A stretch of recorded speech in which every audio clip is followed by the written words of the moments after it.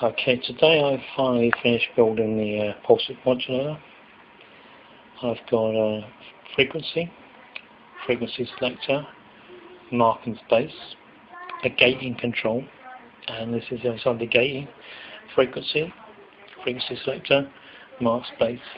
I've got on and off with LED and a fuse just for safety. A little electronic circuit, a couple of 555 timers controlling it. It's wired up on the back there. And this controls a power MOSFET which is mounted on a heatsink. This is an 18 amp device, 200 volts. And that goes up to my cell, which is over there, which I used before.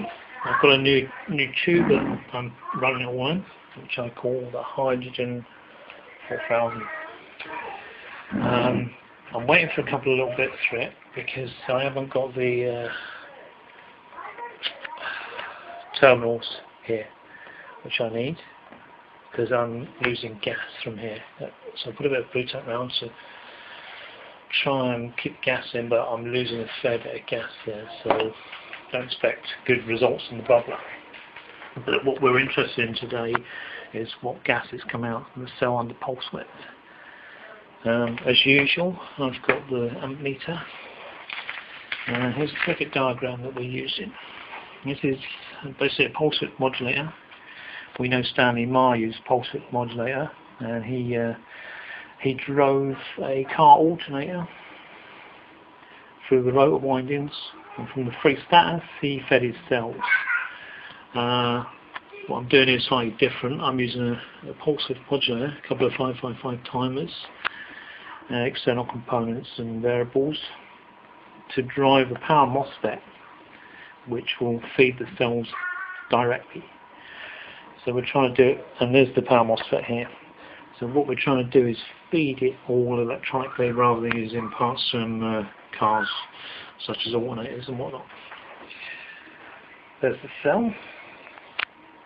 Bench power supply which I'll activate, and on off button, basically a switch on, and we should get some sort of reaction, which we're not. Hang on, the power fader. Let's just switch them off a minute. It's all a bit temporary in a minute. Let's get that power connected. Okay, we're ready. We should fire up now, and there it goes. You'll see there's whipping out quite a bit of gas. This is the pulse I'm putting into it.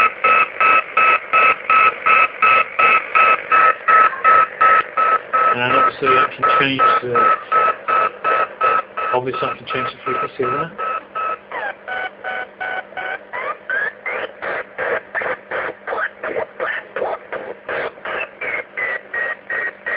You see the bubbler working there. 4x bubbles, so quite big.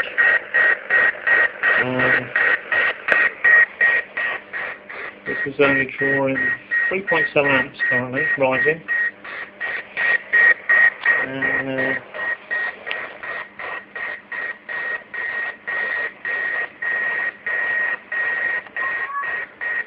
we've got further control here.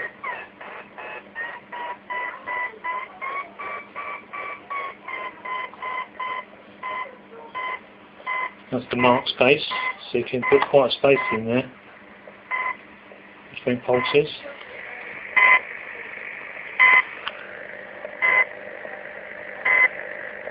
As you see, that's working quite well like that. There's quite a huge bubble coming out each time.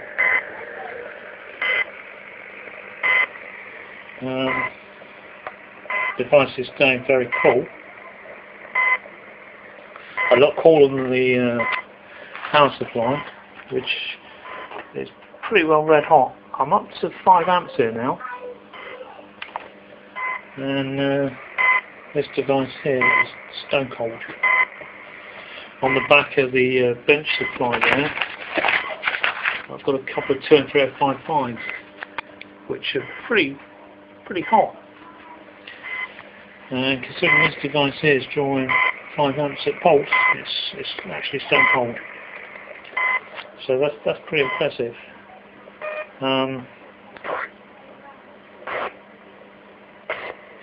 We've got a whole host of frequencies we can play with.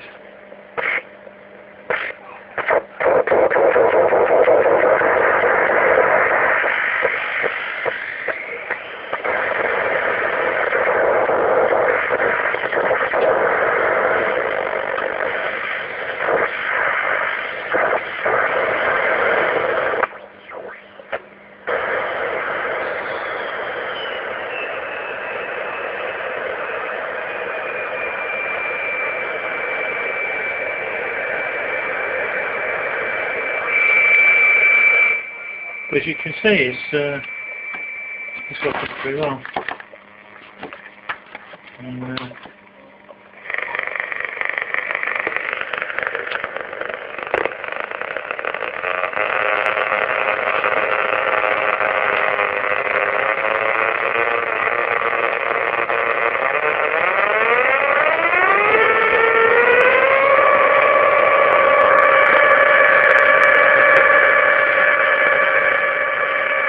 I'm releasing quite a bit of gas. That's not really doing too bad, but it's bubbling quite well. And I could light those obviously, because that's oxygen HHA gas. But that's what I'm up to at the minute.